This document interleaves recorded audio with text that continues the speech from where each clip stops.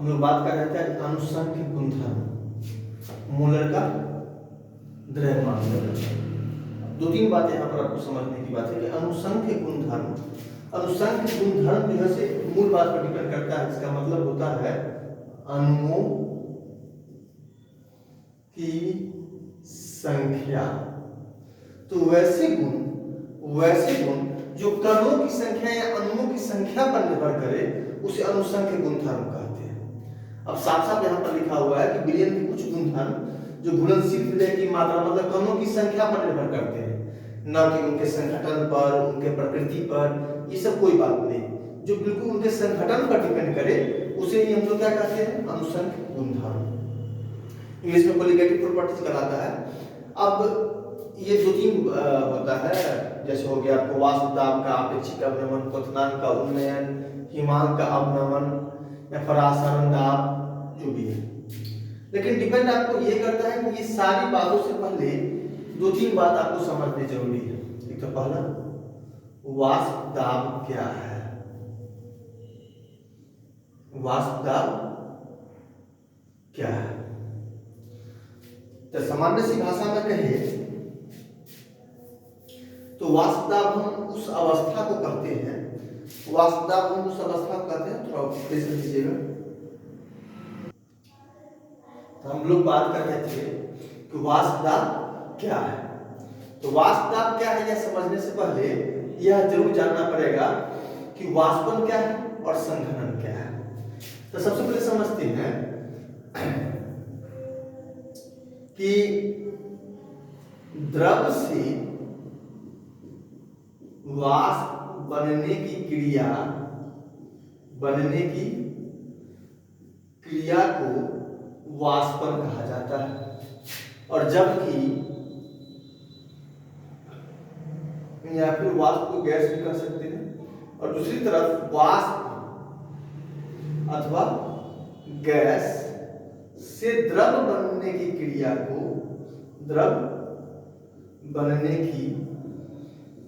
को संघनन कहा जाता है।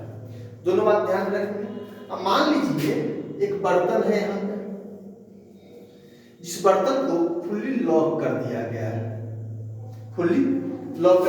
और नीचे से डेल्टा हीट टेम्परेचर दिया जा रहा है। अब इसमें चूंकि जल भरा हुआ है, पूरा लॉक है, इसमें जल भरा जा रहा है, तो चूंकि जल भरा हुआ है तो इसके से जो प्रेशर निकलेगा, प्रेशर मतलब वाष्प निकलेगा, यह ऊपर की ओर जाएगा।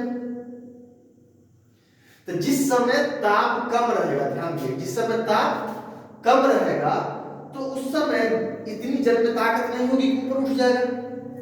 लेकिन जो ताप बढ़ते जाएगा तो इसका दाब बढ़ते जाएगा और यह ऊपर की ओर बढ़ते जाएगा। लेकिन यह ऊपर की ओर बढ़ेगा और इसे टकरा कर फिर नीचे आएगा। तो अब एक अवस्था ऐसा आएगा कि जब ताप अपेक्षाकृत अगर कम रहेगा तो वाष्पन से ज्यादा संघनन होगा। मतलब एक कंडीशन ऐसा होगा कि वाष्पन कम और संघनन ज्यादा होगा। दूसरा कंडीशन ऐसा होगा कि जब हीट काफी बढ़ जाएगा, ताप काफी बढ़ जाएगा, तो उस कंडीशन में संघनन कम हो जाएगा और वाष्पन अधिक हो जाएगा। लेकिन वाष्प दाब उस अवस्था को कहते हैं, जिस अवस्था में वाष्पन और संघनन दोनों का मान क्या हो जाए, समान हो जाए। तो क्या कहेंगे, किसी द्रव द्वारा लगाया गया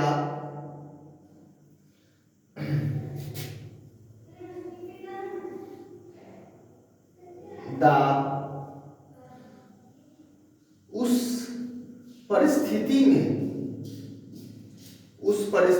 में वाष्प दाब कहलाता है जब विलयन साम्य अवस्था में हो। साम्य अवस्था कहने का मतलब यहां पर लिख देते हैं कि साम्य अवस्था मतलब संघनन और वाष्पन का मान क्या है? समान। तब सामान्यतः हम लोग वाष्पन उसको कहेंगे, सॉरी वाष्पन वाष्प दाब उसको कहेंगे कि विलयन के सामने अवस्था के समय लगाया गया दाब विलयन का वाष्प दाब कहलाता है। अब यहाँ ये तो वाष्प दाब समझ गए होंगे। अब वहीं पर हम बात करेंगे कि सबसे पहला है आपका वाष्प दाब का आपेक्षिक अवनमन। लेकिन उससे पहले विलयन के कुछ और गुण समझते हैं। तभी हम अनुसंख्य गुणधर्म का मतलब समझ रहे थे। अनुसंख्य गुणधर्म का मतलब था, विलयन के अनुसंख्य गुणधर्म का मतलब कि कणों या अणुओं की संख्या, मतलब कि जितना अधिक कण पाए जाएंगे। ध्यान देंगे कि अब यहाँ पर हम जस्ट फिर एक एग्जांपल लेंगे और आपको बताएंगे कि ये कोई लिक्विड है या कोई विलयन है, इसमें ढेर सारे कण पाए जा रहे हैं। तो चूंकि कण अधिक है तो पहला नियम क्या कहता है कि विलयन के अनुसंख्य गुणधर्म समानुपाती होता है कणों या अणुओं की संख्या। तो जितना ज्यादा इसमें कण या अणु होंगे उतना ही इसके अनुसंख्य गुणधर्म अधिक होगा। किंतु जितना, अब यहां पर एक और बात है कि अनुसंख्य गुण इनडायरेक्टली प्रोपोर्शनल टू विलय का अनुभार, विलय का अनुभार। यहां तक की बात समझ रहे हैं? एक सेकंड थोड़ा देर। तो बात कर रहे थे अनुसंख्य गुणधर्म। तो यहां पर अगर जितने ज्यादा कणों की संख्या होगी, जितने ज्यादा कणों की संख्या होगी, विलय क्या होगा? अनुसंख्य गुणधर्म उतना अधिक होगा। लेकिन दूसरे शब्द में यहाँ पर कि विलय का अनुभार। अब एगो मान के चलो विलय का अनुभार जितने अधिक होगा, विलय का अनुभार करने का मतलब इसके अणु अगर बड़े बड़े होंगे, अणु क्या होंगे? बड़े। तो जितने अगर अणु बड़े बड़े होंगे तो अणु की संख्या कम जाएगी। देखो, अणु बड़ा बड़ा होने का मतलब कि अणु की संख्या कम। अब जखन ये अणु की संख्या कमेगा तो ये वाला क्या हो जाएगा? एक इनवर्सली प्रोपोर्शनल हो जाएगा। तो याद रखेंगे कि विलय का अनुभार अगर अधिक होगा तो अनुसंख्य गुणधर्म कम जाएगा, और अगर अनुसंख्य गुणधर्म अधिक होगा तो अगर अनुभार, क्योंकि जितना छोटा छोटा कण रहेगा उतना अधिक कण होगा। अब चलिए, अब इसके कुछ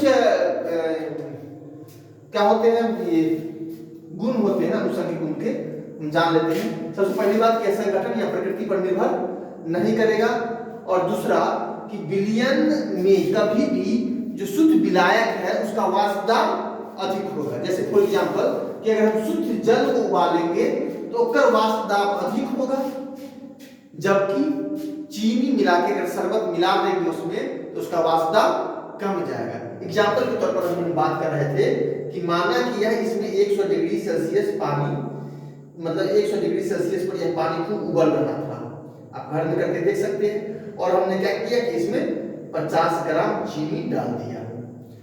अब यह उबलना कम जाएगा। या अगर इसमें हम डाल के भी अगर उबालते फिर भी यह 100 डिग्री सेल्सियस से बढ़ जाता और कम से कम 105 डिग्री सेल्सियस पर जाके उबलता। मतलब कि उतना ही दाब लगाने के लिए इसको ज्यादा ताप की जरूरत हुई, मतलब कि इसका दाब उतने ताप पर कम गया। तो जब भी हम याद रखेंगे इस बात को कि विलयन में विलायक का वाष्प दाब शुद्ध विलायक के वाष्प दाब से कम होता है। मतलब जब भी हम किसी अगर शुद्ध विलायक में कोई भी अवाष्पशील पदार्थ डाल देंगे तो उसका दाब क्या हो जाएगा? कम जाएगा। ये सामान्य सी बात ध्यान रखने हैं।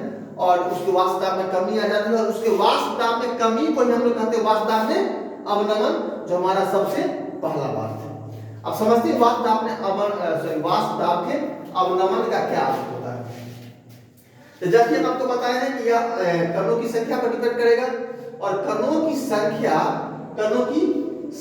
कहे या सांद्रता कहे, वही बात होती है कि किसी भी द्रव्य में जितने उसके कण होंगे उतने ही अनुसंख्य गुणधर्म होंगे, और अर्थात उतना ही अधिक सांद्रता होगा। Concentration is directly proportional to number of molecules, मतलब जितने ज्यादा कण होंगे उतने ही अधिक सांद्रता होगी। अब यह बात आपको समझाने के लिए एक बार फिर से हमको चलना पड़ेगा। राउल्ट्स का नियम क्या है? तो राउट्स का नियम जानिए आप, हम यहाँ पर लिख देते हैं, समझ लीजिएगा कि राउट्स का नियम होता है PS मतलब वाष्प दाब समानुपाती विलयन के मूल प्रभाज, या इसी को हम लोग कहते हैं मूल अंश, या इसी को कहते हैं मूल भिन्न। मतलब राउट साहब का कहना है किसी अवाष्पशील विलय के विलयन का वाष्प दाब विलायक के मूल अंश क्या होता है, समानुपाती।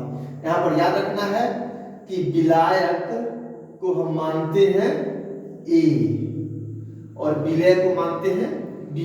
तो यहाँ पर विलायक का हमको मूल भिन्न लेना होता है, जैसे कि यहाँ पर हम लिख दिए हैं कि PS समानुपाती XA। एक और बात आप जान लेंगे कि मूल भिन्न जो होता है किसी भी विलयन का, तो वहां पर XA और प्लस XB बराबर 1 होता है। तो उस दृष्टि से अगर हम देखें तो XA बराबर 1 माइनस XB कह सकते हैं। चलिए जस्ट वही बात यहाँ पर लिखना है। अब यहाँ पर सबसे पहली बात समझते हैं कि ये जो PS मतलब वाष्प दाब समानुपाती होता है विलयन के विलायक के मूल प्रभाज के। अब यहाँ पर हम वही PS इक्वल लिए हैं, तो जब भी समानुपाती का चिन्ह हटता है तो कांस्टेंट आता है, और यह है P नॉट A। मतलब P नॉट A है शुद्ध विलायक का वाष्प दाब। आपको पता होना चाहिए कि किसी भी शुद्ध जो द्रव होता है विलायक होता है, अगर वाष्प दाब क्या होगा, निश्चित होगा, क्योंकि उसमें कुछ मिलाया नहीं गया है, इसलिए क्या होता है, कांस्टेंट होता है। इसलिए यहाँ पर P नॉट A एक कांस्टेंट है, क्योंकि जब भी समानुपाती का चिन्ह हटेगा तो बराबर का चिन्ह आएगा। अब आगे हम बात करने वाले हैं, तभी जस्ट हम देखे थे कि PS equal to P naught A into 1 minus XB। 1 minus XB क्यों? क्योंकि अभी हम जस्ट सीखे हैं कि XA plus XB equal to 1। आप जानते होंगे मूल प्रभाज एलिमेंट्स में सीखे होंगे, याद होगा। तो XA plus XB equal to 1, इसीलिए क्या हो जाएगा, यहाँ पर हम XA इक्वल टू हम ले सकते हैं 1 माइनस XB ले लिए। अब PS इक्वल टू क्या हो जाएगा, P नॉट A और minus P naught A XB। अब यह क्या हो जाएगा, यहाँ पर P नॉट A को हम उस तरफ ले जाएंगे, तो PS minus P naught A। अब इस तरफ माइनस लगा हुआ है, अच्छा लग नहीं रहा है, तो नहीं लग रहा है, उस कंडीशन में हम क्या करते हैं कि दोनों ओर -1 से गुना कर देते हैं, और दोनों ओर -1 से गुना करने पर ई वाला जो आपका P नॉट A है उस तरफ और PS इस तरफ आ जाता है, और इक्वल टू क्या हो जाता है P naught A XB and XB equal to ये आपका जो P नॉट A है ये इक्वल मतलब बट्टा में आ जाता है। अब यहाँ पर कि P नॉट A और minus PS, P naught A minus PS को हम डेल्टा P कह देते हैं। क्या कहते हैं, डेल्टा P, जहाँ डेल्टा P बराबर वाष्प दाब का अवनमन है। और इसके चूंकि हम शुद्ध विलायक के वाष्प दाब के तुलना में ले रहे हैं, इसलिए हम क्या कहेंगे, आपेक्षिक वाष्प दाब का आपेक्षिक अवनमन। तो ये था टोटल टॉपिक वाष्प दाब का आपेक्षिक अवनमन। Thank you.